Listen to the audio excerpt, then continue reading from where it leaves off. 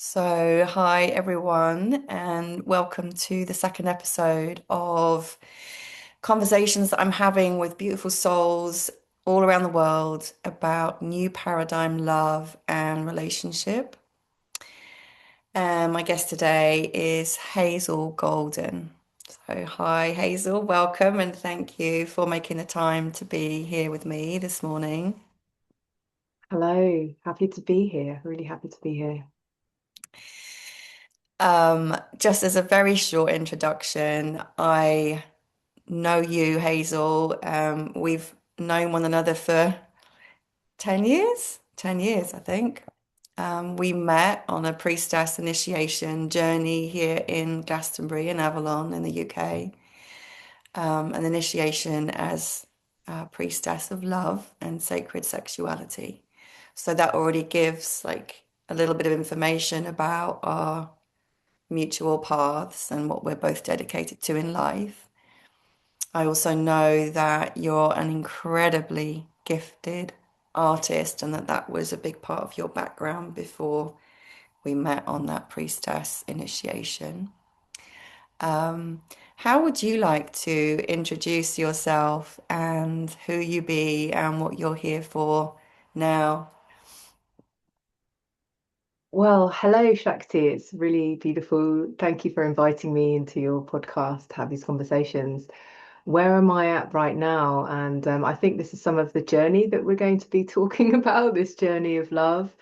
Because ever since we met, I have really taken the journey of love, discovering what love really isn't, and then walking the path of what it really is. And my art has always guided me with that. Through this process, I've documented the whole process through my art. So I'm still an artist, and that has actually revealed the journey of love through my art even more in an oracle that I'm actually making at the moment. So, author of an oracle. And stepping into these new paradigm frequencies that have become available through walking this path. And really, I've taken like the last 5 years out really from putting my work out there as such because I've been on such a radical transformational process. And taking seriously sort of what they're saying about the new paradigm energies and really letting them come in and embodying them. So, you know, in that respect, then becoming a way shower, a pioneer, pioneering first and foremost my relating.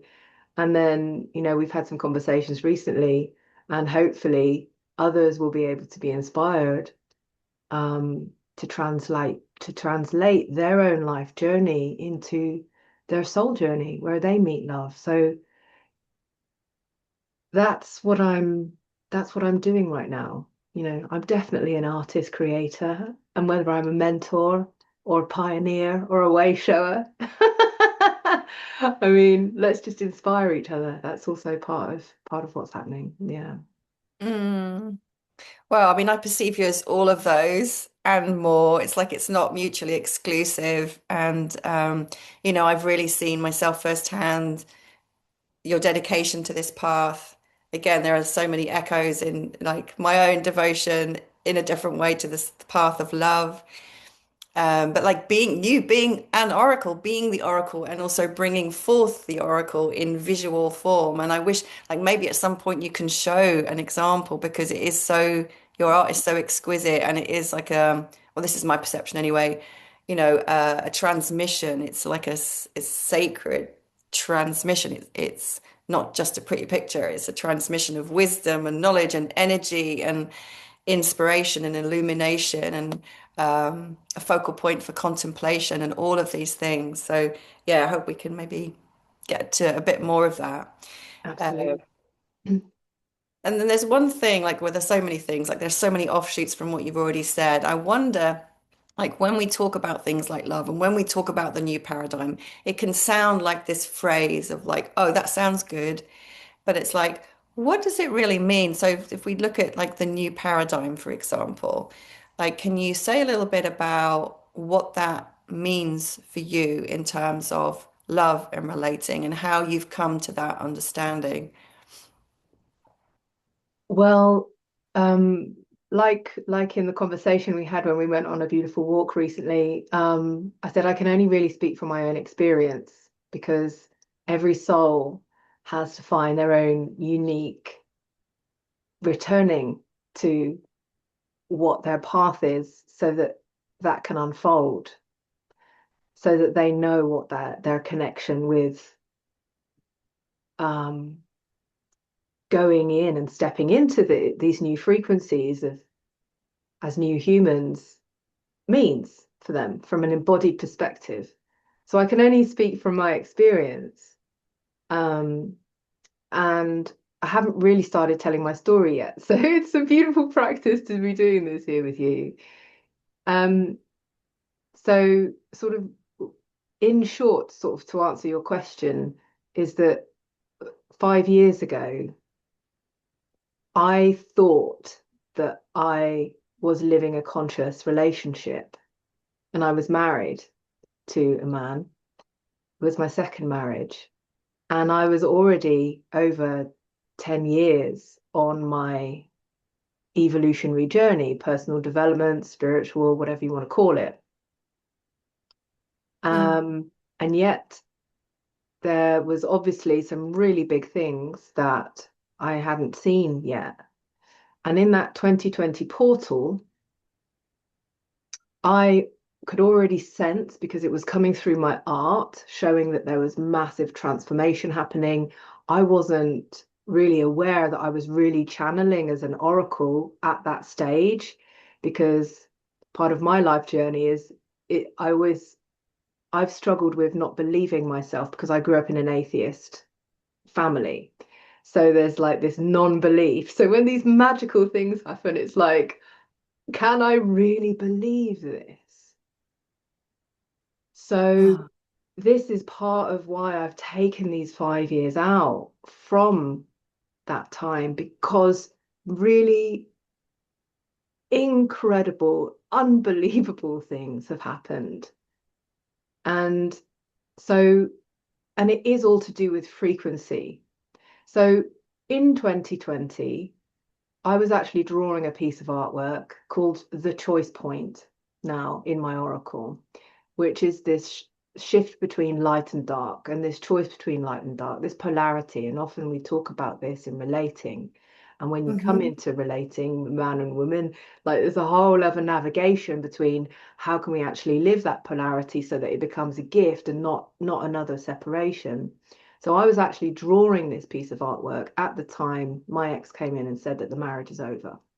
And because I was drawing in ceremony, drawing this, I saw this split down the middle of him, and I saw this new reality like coming forward and being presented. And essentially, and I was stunned. And he was like, "Aren't you going to say anything?" And I'm like, I couldn't actually believe what was going on in front of my eyes.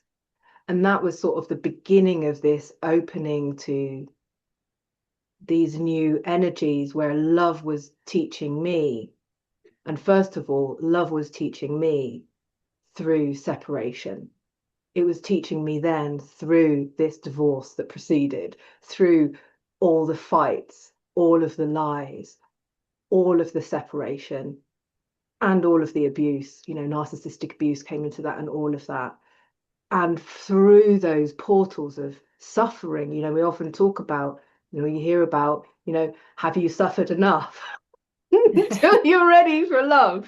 It's like, going through these portals of grief and betrayal. That for me, as a deep feminine embodiment, that's the way to love. So that's been my way to love. mhm, So being presented with the choice point and then realizing, oh, now's my time. This is actually not the end of a relationship. This is the beginning of the new paradigm. And this is where I am being presented to make the choice. And I had to keep choosing for love through all the initiations that then followed. Right. That was my next question, the choice point. What is the choice? So the choice, how I have witnessed it, comes again, is deeply rooted through frequency because essentially you're choosing for love or fear. And that's, black or white, light or dark.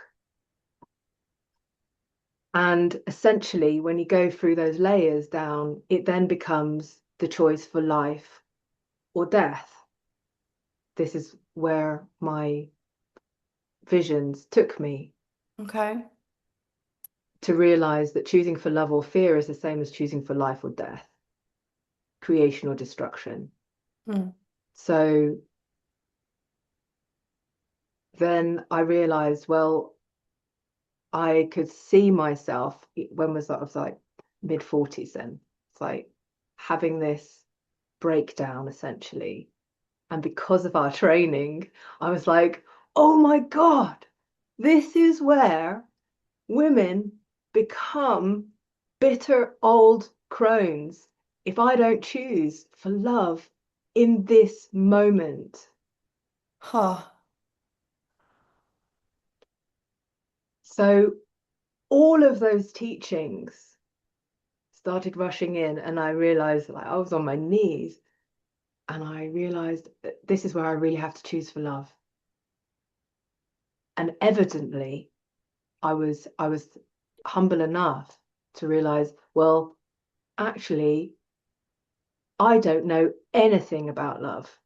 Call myself a priestess, and I'm in the middle of this like rupture and separation and breakdown. I was like, evidently, I don't know yet. I mean, I do, my soul knows, but who I was before didn't know. So I'm like, I don't know, but I know that light in my heart is still just about alive. And from that place, I'm going to make the choice for love. Show me the Hmm. way. Yeah. And I can so relate to some of the things that you're saying there. And I just want to bring that in, and then there's another piece I want to ask about. So, I remember, and I've shared this with you, when I dedicated as a priestess of love. I mean, it's a commitment. It is a serious soul contract. It is a lifelong soul contract. That's how I perceived it. It wasn't just, oh, I want to be a priestess of love and go around loving everyone.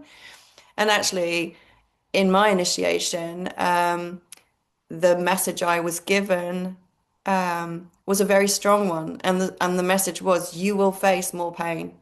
You will face more suffering. Do you really choose that?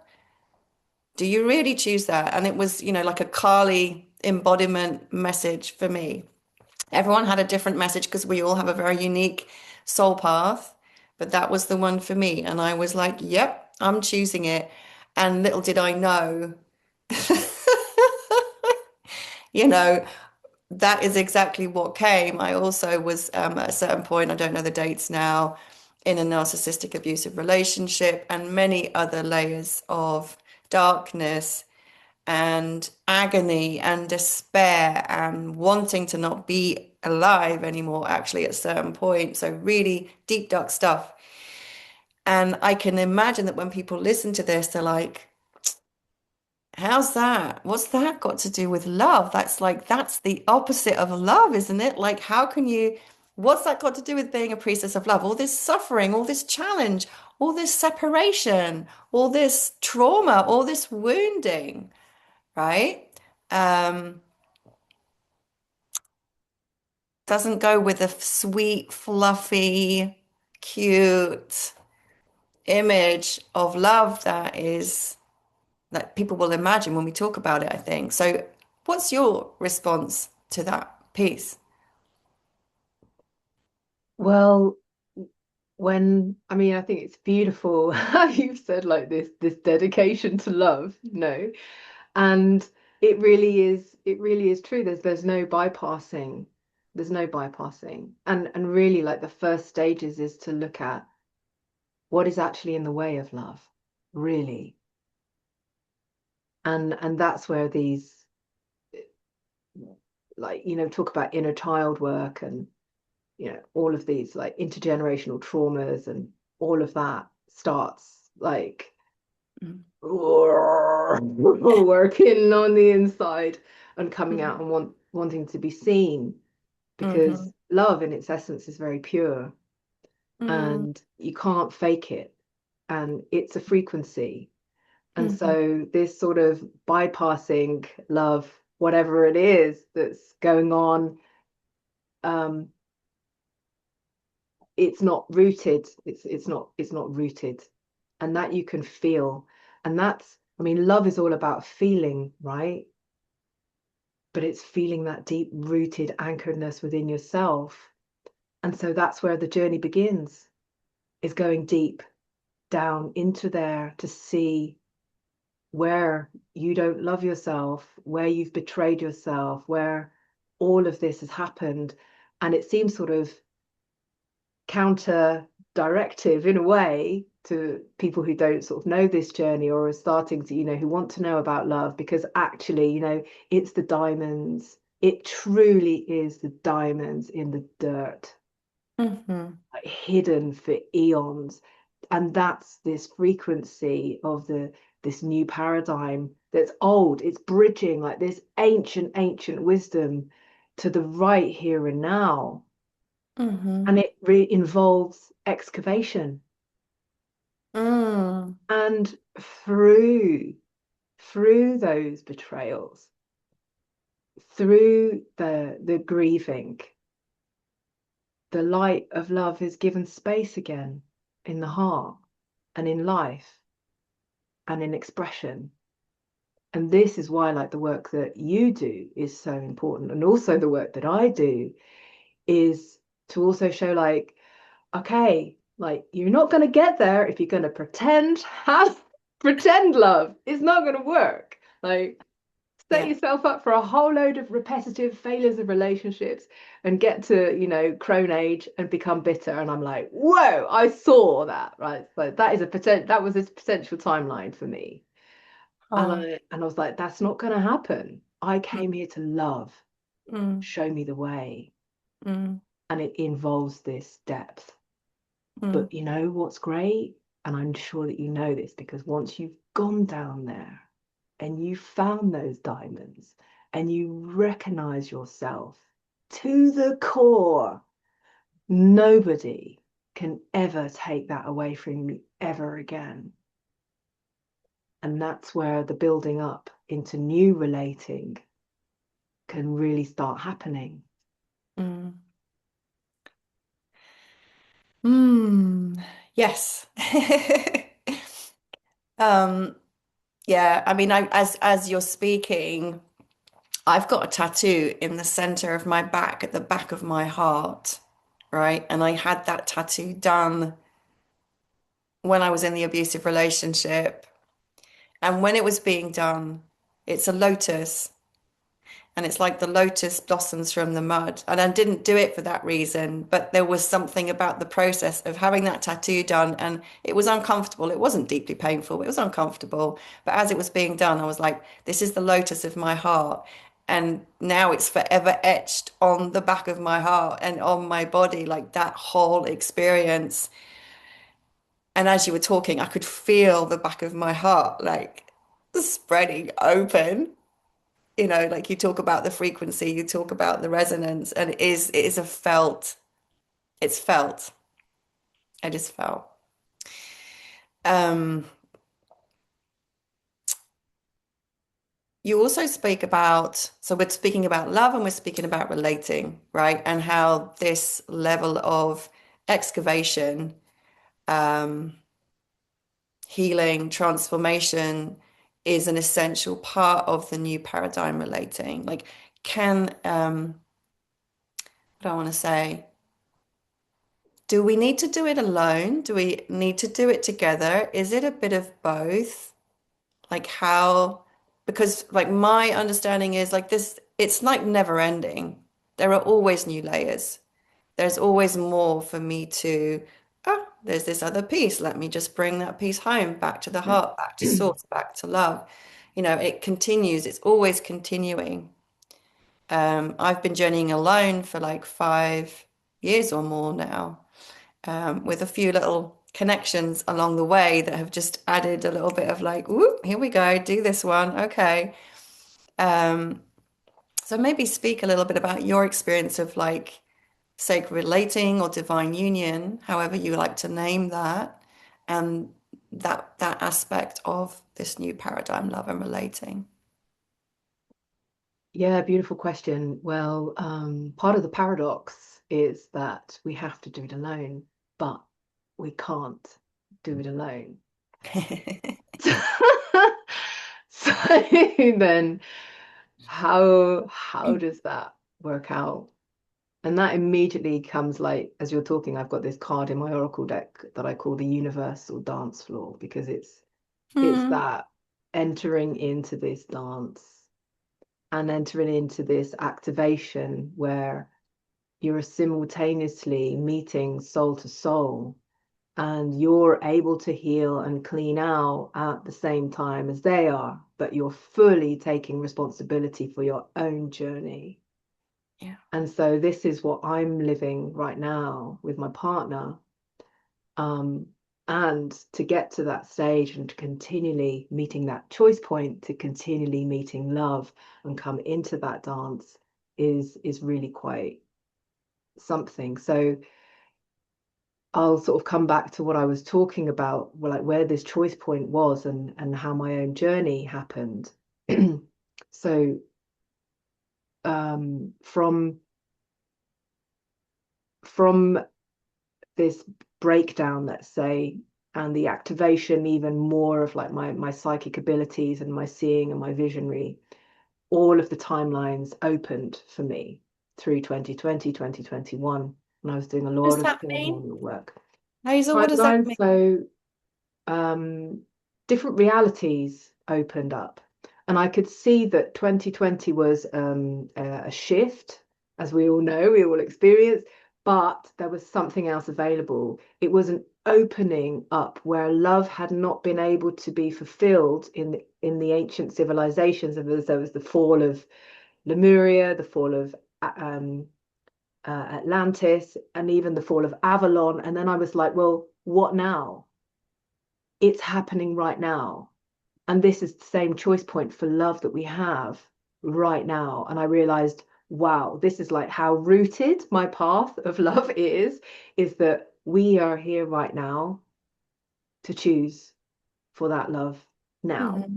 So then I Hmm. was like, well, okay, there was nothing, I lost everything at that point. Everything was falling away. And so I asked Spirit, Goddess, whatever was out there, you are showing me that my path is about love, which means it involves other people, and Yeah. yet everything is being stripped away.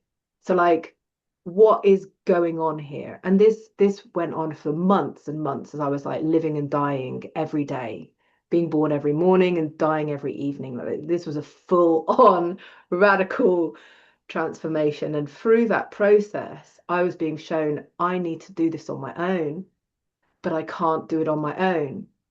Oh, And then I was like, well, and then I started getting shown these symbols of the pure masculine and the divine masculine that really desired and wished to come through these frequencies that were opening. So then I was like, well, you're taking away my partner that I thought was a conscious relationship, stripping away my whole life. And you're showing me that my path is divine union. Like, are you kidding me? Like, I was having these conversations with God, Goddess, you know, spirit. Are mm, you actually kidding me? Because I started realizing then that I can't go any further if I'm on my own. And that's what I was being shown. why? Just I don't want to preempt your answer.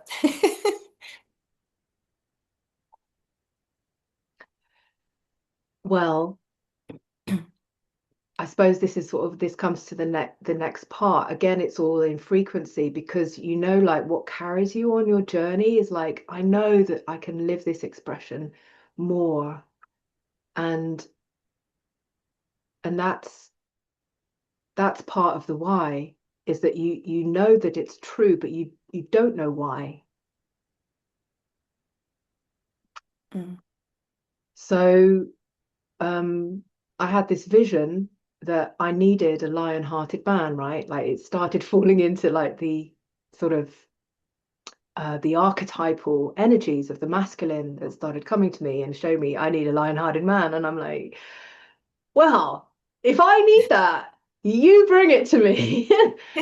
And really within the next 3 weeks, this man who's now my partner came over from England, was where I was staying at the time, and and we were in ceremony that I was holding, and he said, "Oh yes, I was in a ceremony in South America last year, and the shaman came up to me, like really gently, he said, I don't normally interrupt people, but Spirit has told me I need to tell you right now, you have the heart of a lion." So when he told me this, yeah, yeah, a bit of a jaw drop moment. I was sitting next to him on the couch going, hold on a minute here. Something else beyond me is happening. And this is what I mean about following this frequency. mm, mm, So then we started working together as as friends, but also at that time I was 3 months into this marital separation that was going dastardly wrong because that's what happens, you know, when you're in narcissistic abusive relationships, it all like gets exposed. Um, and he was the one who actually said to me, "This is narcissistic abuse." And there was like a bomb dropping in my body of absolute truth. yeah, And this is part of that darkness that we're talking about earlier, yeah, daring to recognize the truth within your own body. And that's why the priestess training that we did was so important, not to be anything other than recognizing my own path and being able to recognize that. mm, So then it kind of got a bit wilder because he said, well, I'm on my own journey and I feel like you really know some things about the feminine, Hazel, that I really feel like I need to be close to you and lean into you because of what I was sharing. And I was like, okay, then. And he said, well, I was also told by my therapist that I'm displaying narcissistic behavior and I need to, I really want to heal that.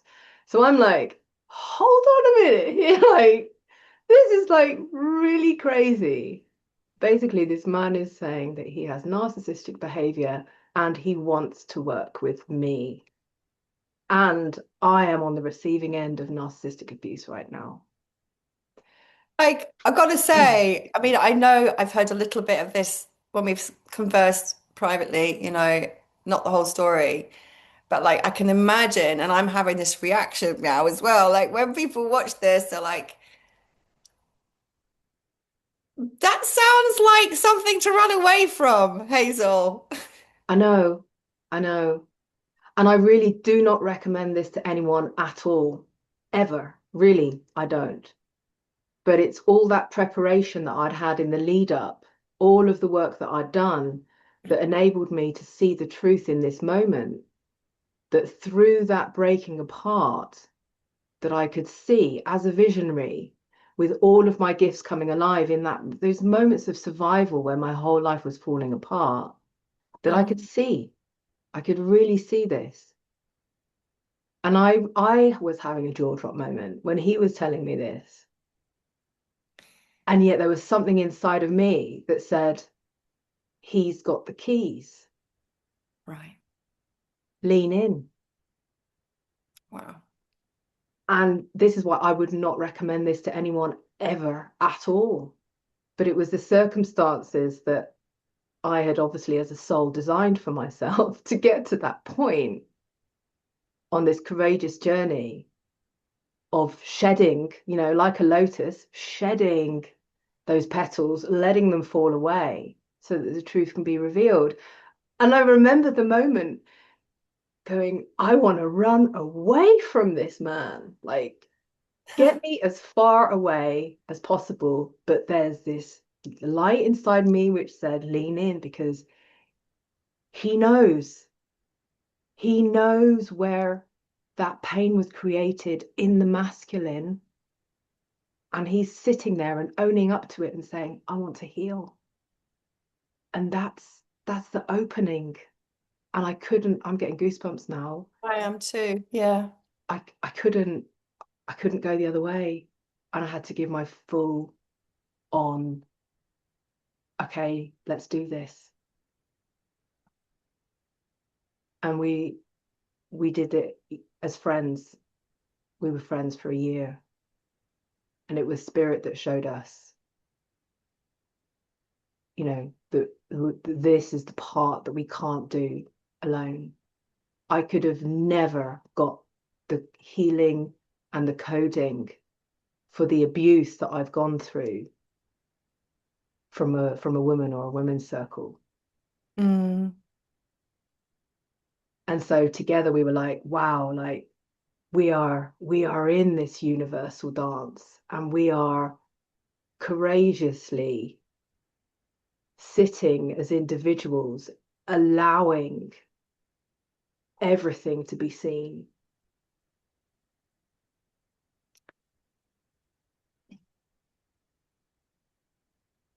Yeah.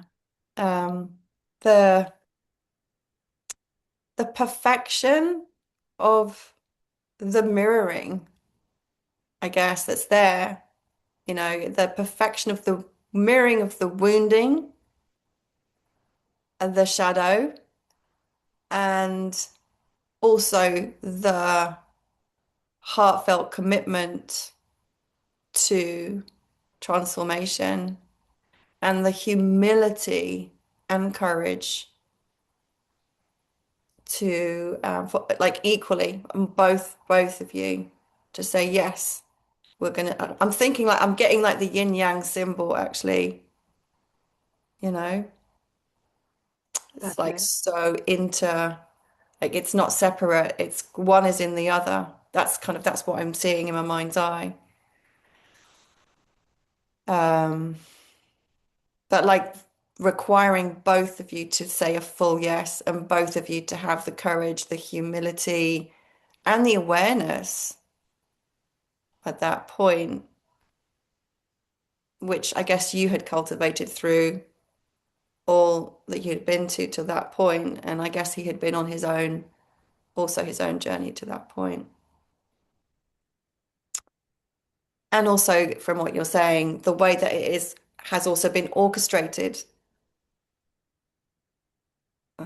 Does that make sense? Does that feel true? Absolutely, absolutely. And it becomes this sort of living dream in a way, because we realized, um, and because we were connecting without attachment, like I didn't want anything from him, and he didn't want anything from me, because we were on our own journeys. But yet this yin yang was coming together and meeting, and it was dancing in its own way, and the dark was meeting the light, and merging together and meeting in love. And so where that choice point had been, where it was choice of separation, now these polarities were meeting in unity.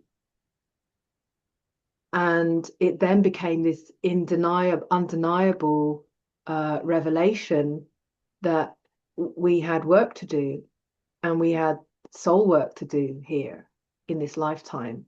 Mm, And that's also, well, it's what I've been integrating for the last 5 years with him, mm, because it's like, how first of all do you live that and integrate it? And then how do you Hmm. actually talk about it in Hmm. a meaningful way for people to give hope to people, that love is not lost, and that actually, when you meet somebody in this way, then your joint purpose becomes revealed. And Hmm. that's what's beautiful, because then it's like this other service to humanity, this other service to love Yeah. that Yeah. just reveals itself through through this unity. You can't know it in advance. You can't know. Um, Mm. Questions, so many questions. Had both of you prior to this, had it been like a prayer, an invocation that you had put out to life, God, Goddess, universe, for sacred union? Or was that even that a surprise that was just revealing itself? Like had you at a certain point, like just like, please, like this is what I'm calling in. This is part of my path. I know it, or not. And same for Hmm. him. Yeah. I think what happened for me. So I'm a Piscean, right? So I am like intrinsically connected to everything, and it's all about love for me. So my life has always been about love. As I evolved through my spiritual path, I then learned about divine union. And I suppose in my first sort of levels of the work, I kind of realized, well, yeah, that's great. That makes sense. I'll have that. Let's just do that. And and in my naivety and in my desiring for it, perhaps, I kind of overlaid that onto my past relationship Hmm. through like rose tinted vision, like, oh, this must be it because there's synchronicities and there's connection, and actually when it actually truly starts happening, all of that goes out the window. It's a whole different frequency that starts awakening. And if anything, it sort of makes you step back and go, whoa, who is this person? I need a bit of space here. Like, and then there's like this sort of tentatively meeting each other because you're meeting somebody really on a soul level. So, Hmm. did I put that intention there? Sure, my soul did. Absolutely. I came here for this. Did Hazel, who was created off the back of all of her trauma that she's been healing for the last 30 years, did she want that? Yeah, she probably did. Did she know how to do it? No, absolutely not. But I tried and I failed. And it was through those never giving up on love that I was able to get the breakthrough. But that breakthrough was like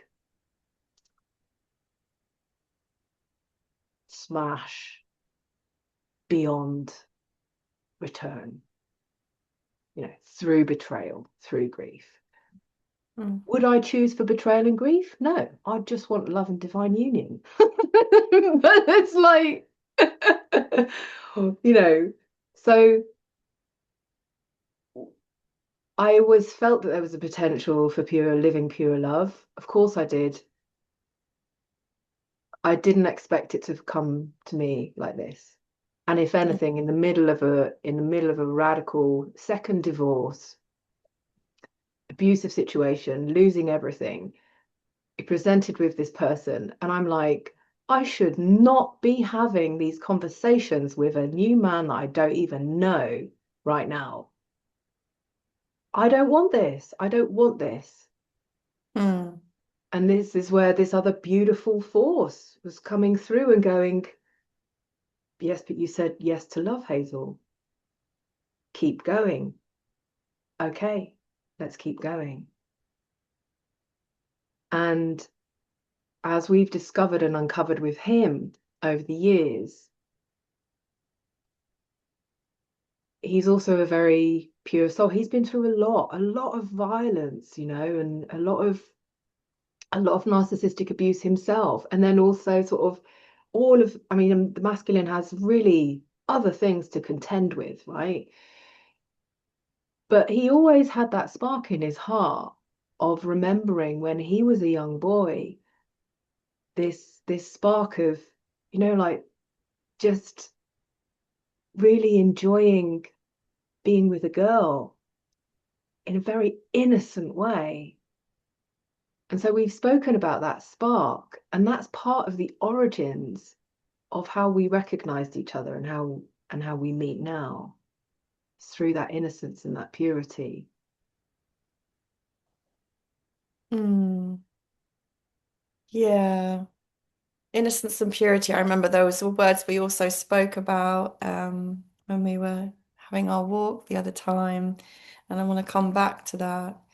Um, what I want to kind of reflect for people watching, listening, is how, again, from the outside, from ideas of what is normal, from ideas of how one should be relating or how one should be dating or how one should be meeting people, like it would have looked kind of unconventional, a little bit mad, not what you should be doing, right? I just want to kind of from the outside looking in to for a lot of people, unless they have already have the understanding that you have. And then I guess I have so many other questions actually. It's like what was required of you? So from that moment where you were like, okay, everything in me wants to run from this, but there's a deeper calling, there's a deeper knowing. It's not some romantic overlay that I have done before. And hands up, I have done that before. I have done that before, thinking that, well, the abusive situation, I thought he was my twin flame. I had been calling in and doing the whole thing of sacred union and divine union for many years, like really like wanting it for myself. That didn't go so well. Um, but yeah, so the romantic overlay, and I'm a Libran, rose tinted glasses. I know all about rose tinted glasses, and again, seeing everything from this like idealistic view of love. And there's a deeper truth that is real. But anyway.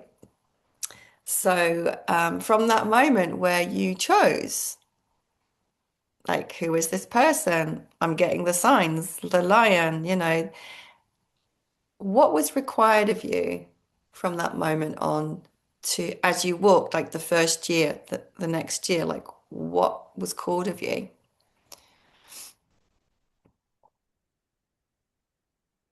um, it was such an unfathomable strength that was needed from me because of everything that was going on. And I knew that I was really leaving who I used to be behind. And part of that portal was now happening in through relating. So the strength that it took from me was off the charts. And there is a lot to say around this, isn't there? Mm, There was some things, for example, like my body was showing me, like, wow, I'm really attracted to him. But yet I really wanted to maintain this core that I was now cultivating because of where I was coming from. So I would come to him as an mm, individual saying on multiple occasions, and he would do the same, saying, mm, I've got this problem today. Before we go any further with our investigations into healing narcissism, I just need to tell you, I've been having these feelings like my body fancies you, and I really don't want that right now. So can we look into that? This was like, talk about unpacking and shadow work and sitting in this space going, there's that part of me that previously would get really overwhelmed by these sensations that my body's getting activated because it thinks that it fancies you right now. Hmm. But I don't want that right now. And this is not what is, this is not what I'm here to do this work with you right now. And we would like go in. So this is like non-attachment. And at the same time, this other part in me, so it's like, yeah, really sitting there like this lotus. It's beautiful that you brought that in. Sitting there going, everything is showing me that this man is who I need to be with. But what I'm actually shedding is those attachments of, oh, really feeling overwhelmed, all the synchronicities, all of that stuff that doesn't serve. That's what was coming up. And that's what I was sitting with face to face with him. Whilst this other energy of sitting back into myself, because when this separation and cracking open happened, I vowed to myself this was never going to happen again. Mm. So all of like the strength in order to see this happening in real time Mm.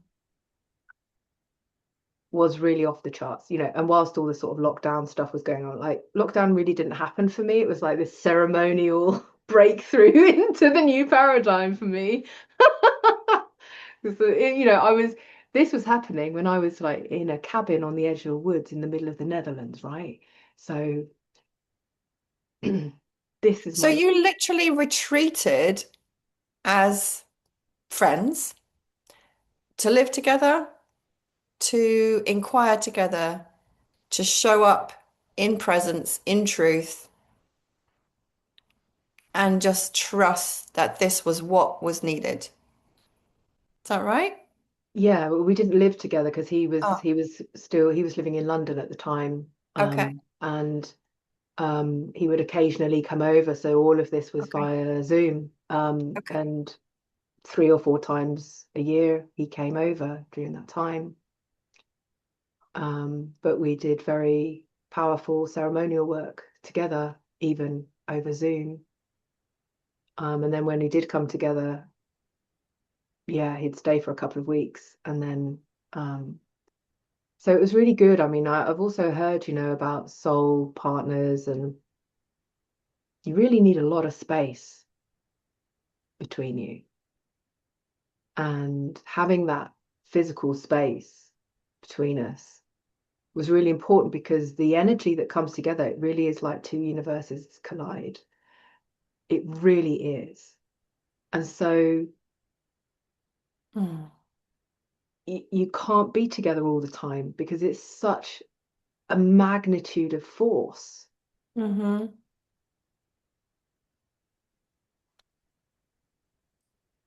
Yeah, I get a sense of that just like in my body when you talk about it. Mm.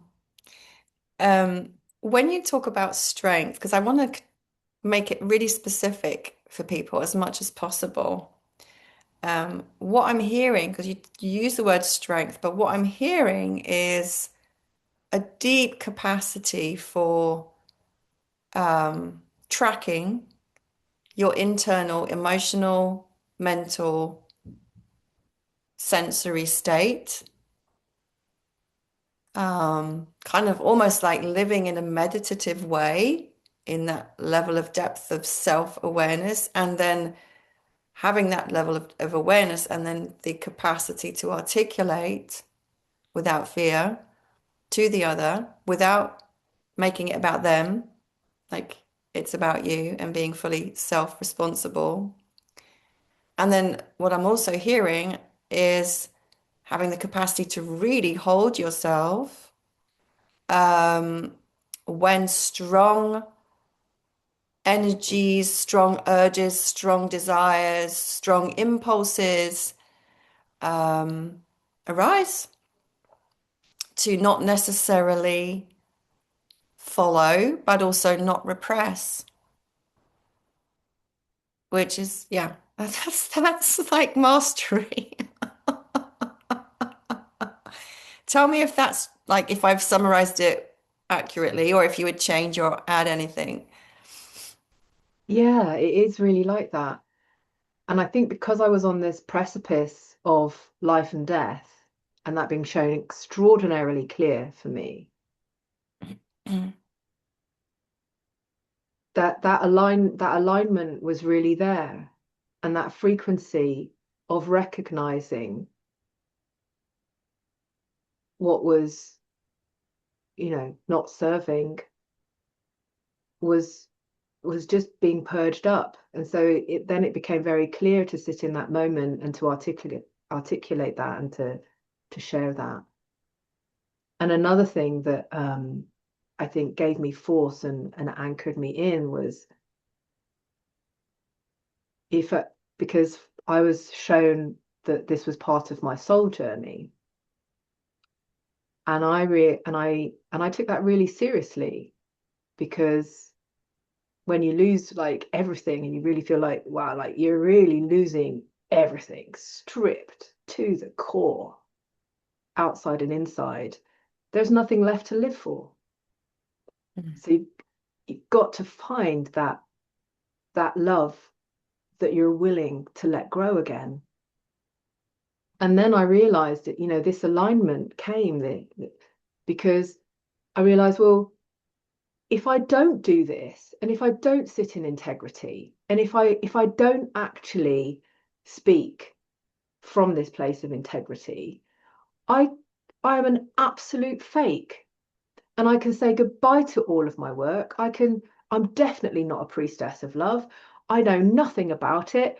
Like, if I'm not prepared to sit through it. And that also was an enormous strength for me, because I was prepared to end it all if I was gonna not lean in, because it would all be fake. So that gave me strength. And it really helped me realize that this is not about me.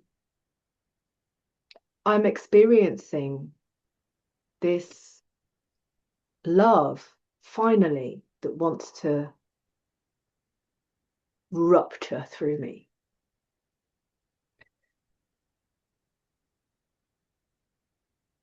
How do you, what's my question?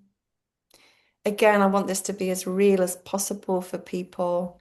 How did you Mm. experience the source or the origin of that love, and what did it feel like?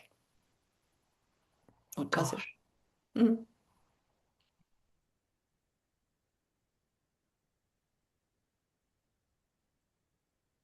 I think again, it came through meeting those dark places. mm, The feeling of true love came through realizing that I was in a situation where I was being really betrayed at that time by multiple people, because that's what happens, flying monkeys and all of that. Um, and rather than fight for maintaining or justifying myself anymore, I decided I decided to allow that grief to show me. mm, And through grieving, I realized I wasn't grieving a relationship. I was grieving the fact that I had been taught how to allow that level of betrayal into my life by me mm, betraying my own heart. mhm, So then that grief became, I was started to touch so deeply into how I had betrayed myself, and grieving into that space, yeah. and finding the love finally as a remembrance, as a feeling of like, first of all, like these layers of, I can't believe I've done that to myself. I can't believe he's done that to me. I can't believe I'm in this situation. Oh my goodness. And I can see that this happened as a child, and my family, and even karmic things, all this grief, witch wound, all of that. Like, and I've participated in this. Why did I do this? Do I really not love myself that much? Grieving and allowing those realities Mm. to be felt, Mm-hmm. and and through that realizing, well, what am I going to do? Am I just going to sit here crying for the rest of my life? Or,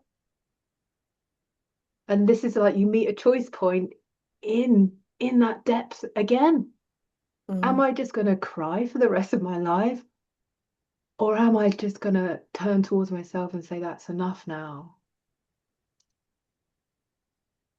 I can still feel a glimmer where I love myself, which meant that the game wasn't over, and it was only just going to begin, because that was me finding love, and that everyone will recognize that in a different way for themselves. Everyone has an incredible innate frequency of what their love is to them. And when you can find that as a frequency, that is where everything grows from. And I think that's sort of the best way that I can start to describe it. Mm. Mm. What comes to me as you say that is how, in fact, a lot of things that we call love aren't. Yeah. Mm. Yeah. Yeah, I mean, it was pretty wild, because then, from being very submissive in that past relationship, then because these energies of love were being shown through me, like things like Joan of Arc, like I could feel this energy of Joan of Arc, and I could feel that really fighting for love energy that came through, and the purity of that, Mhm. and all these different expressions, these pure expressions of love. And then that fuel was helping me stand by myself whilst everything was being taken from me. And that then helped me realize what true healthy boundaries are. And those healthy boundaries were coming from that fire of love from deep within, recognizing I was taught how to betray myself. I'm not going to do it again. Boom. Here comes the healthy boundary from inside, protecting that love. Mm. And Mm. so, I really encourage people to really recognize their life as a journey, and the light that they are as a soul, and to follow that light of love, even if it goes into really feeling such deep emotions, because that's where, we hear about these things on a life level, like I don't know how to say yes, I don't know how to say no, like all these boundary things, but it's going to come from taking the journey and protecting your own heart. Yes. Um, Again, as you were speaking, I was remembering and feeling um, my own experience when I went into that really dark, deep, dark place at the end of that abusive situation, where I felt as if the energy of the goddess Kali kind of just started to move through me, and suddenly I felt rage. like from this really depleted, disempowered, desperate place. There was one thing that triggered it. And it was like this light, this fuse had been lit, and suddenly this whoosh of energy came through my body and my system. And it was like, no, no. And it was like a roar of like, no.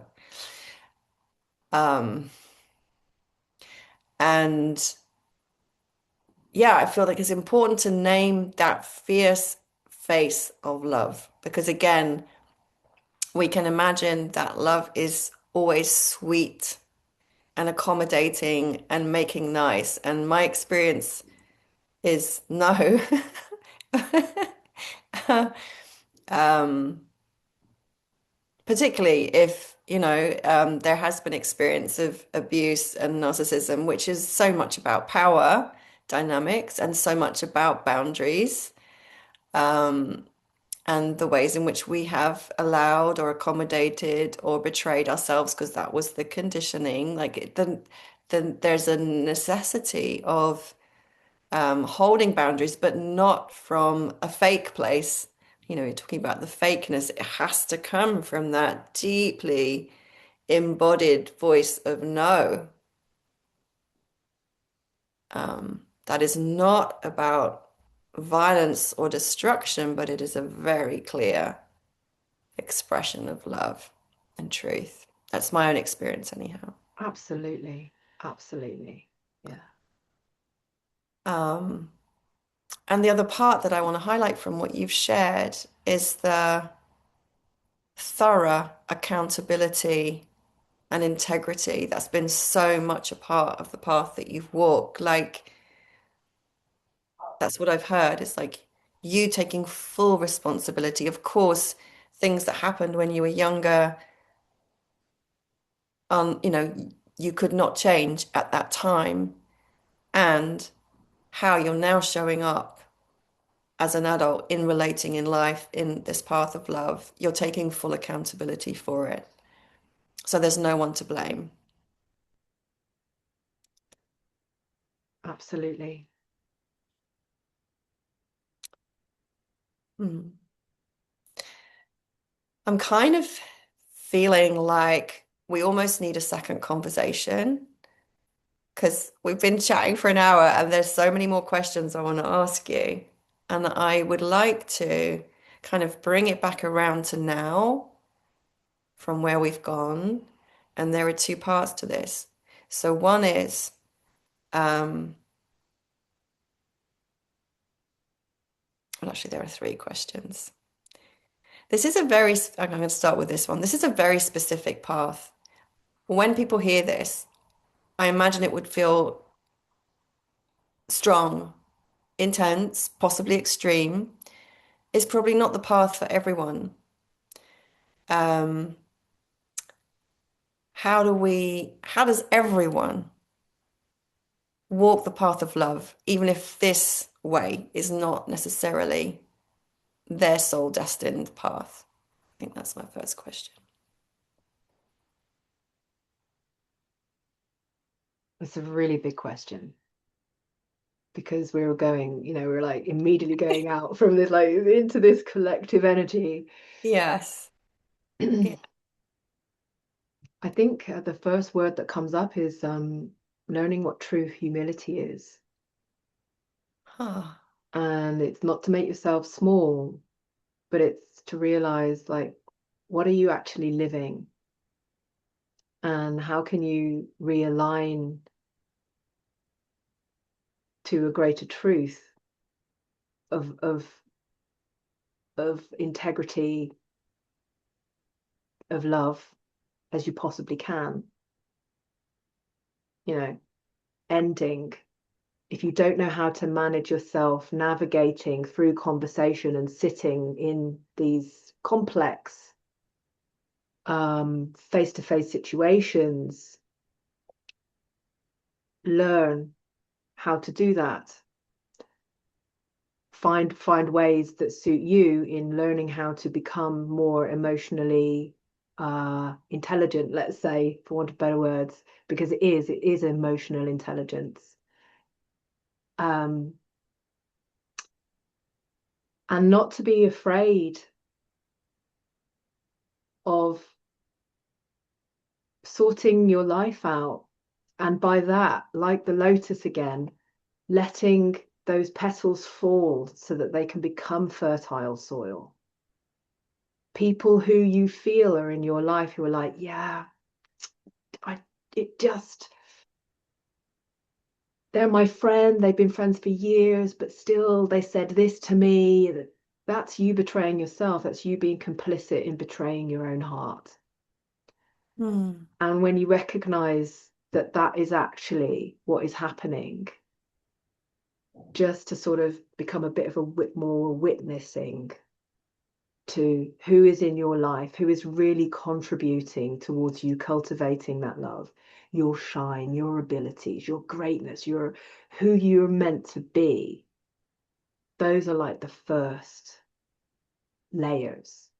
And I think everybody can do that sorting out. Because let's face it, as a collective, we're in an absolute mess, right?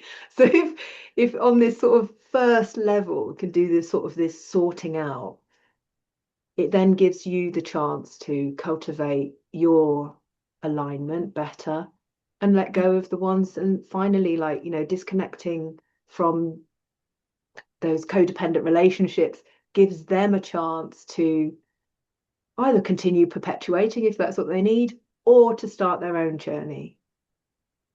Mm. So I hope that kind of answers the question because there is something for everyone. There is, but it's really about being honest with yourself Mm. and really being yourself. Yeah, which the path of love reveals, right? Mm, Because as we were saying, I think before we started recording, like all the layers just keep dropping, or all the what is the word? Like all these different pieces and parts and shapes and performances and pretenses and like just keep falling away and falling away and falling away. I guess mm. until we get closer and closer and closer to the essence of our true nature, um, which brings us back to the innocence, I think, and the purity that you also spoke about. Um, my second final question, I've got three, is, and it's kind of related to the one I've just asked, but how is this relevant to the world now? You know, like you said, the world's in a mess. Um, there's so much darkness that is coming to light right now. Like very dark, disturbing stuff. We've known about it, but it's coming to light now. There's so much rapid change. And like, what is the relevance of this chosen path of love at this time and of sacred union? Well, I would hope at the core of everybody that they would be wanting a better existence for themselves, for their communities, for the ones that they love, and harmony. I would hope that that is still something alive within humanity, and and how and that's the relevance actually is that we are also we can recognize each other's everyone can recognize each other's hearts, but it is these layers that need to come off. And it Mm, is our fake societies. It is all of that construct that has created these layers that we can't meet each other anymore and that we're mm, so terrified and we're stuck in these stories of he did this, she did that, and we're mm, stuck in our attachments to houses, cars, children, dogs, cats, clothes, whatever it is. mm, And all of that is distraction, all of that is layers. And when we dare to let those layers off and learn how to let go of, the realization of like I'm not as great as this awesome car that I've got in my driveway. You know, it doesn't mean anything. It doesn't mean anything at all. You know, and start to learn this unattachment by unattaching ourselves to the outside world and really start taking responsibility for our own journey, but not from a like, this is my journey, from a place of like, I really want to discover what it's like to connect with the frequency of love, really. Mm. And it's extraordinarily healing. It's healing through the pain, and that's what's happening right now. All the pain is getting revealed, and this is why learning how to navigate through this means you're either going to come out and you're going to have retrieved like that part and be able to live it, or not. And I think that's why what we're talking about right now is so important, because there is hope. Sure. And I mean that's why I'm having this conversation with you, because something's just said to me, like you need to start having these conversations with people to offer hope, to offer inspiration, to way show. Because it's like we are right at the forefront of a humongous revolution, a humongous shift in consciousness. And each of us has this part to play. And it's like if we, this is my knowing, I'm not speaking for you now, like just keep showing up in the way that we're guided to without, like, I don't even fully know. There's so much I don't know. Like, I feel so fucking humble, really, because I don't know. It's like the more I go on this path, I feel like the less I know, but it's just show up in what you're guided to do, even if it makes no sense, even if it's not going to make you money. Just do what your heart is telling you to do. Follow that guidance, and it will all make sense if we all keep following what is really aligned, what we're guided to do. And, for me, of course, the personal story melds in with that too. Like I was kind of chuckling because I just bought a new red car and I love my new red car. I love my car so much. She's so beautiful. Yeah, and that gives me great joy. But anyway, Yeah, yeah, yeah, yeah, yeah. yeah. Uh, It's I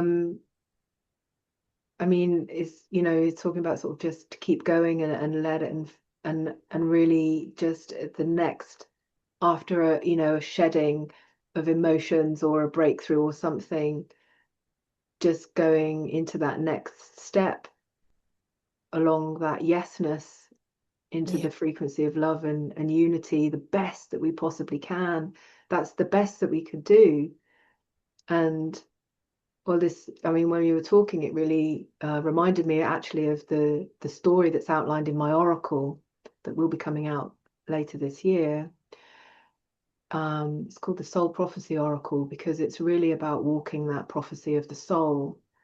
And every card it's taken me 14 years to make this because every card has been that embodiment journey. It has shown me the journey, and it's to just wake up and show up the best we possibly can, day after day after day, and never giving up, never Mm, giving up.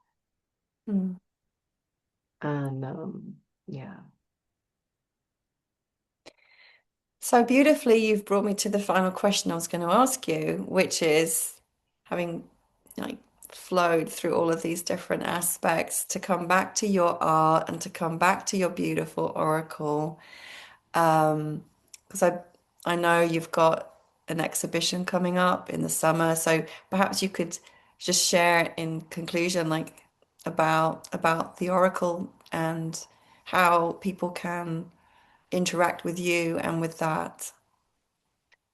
Yes, so at the moment, I'm just sort of coming to the end of writing the book, but this summer it will hopefully be available. But there's an exhibition at Lighthouse in Poole, which is the first of many exhibitions, hopefully, where I will be showcasing the Oracle.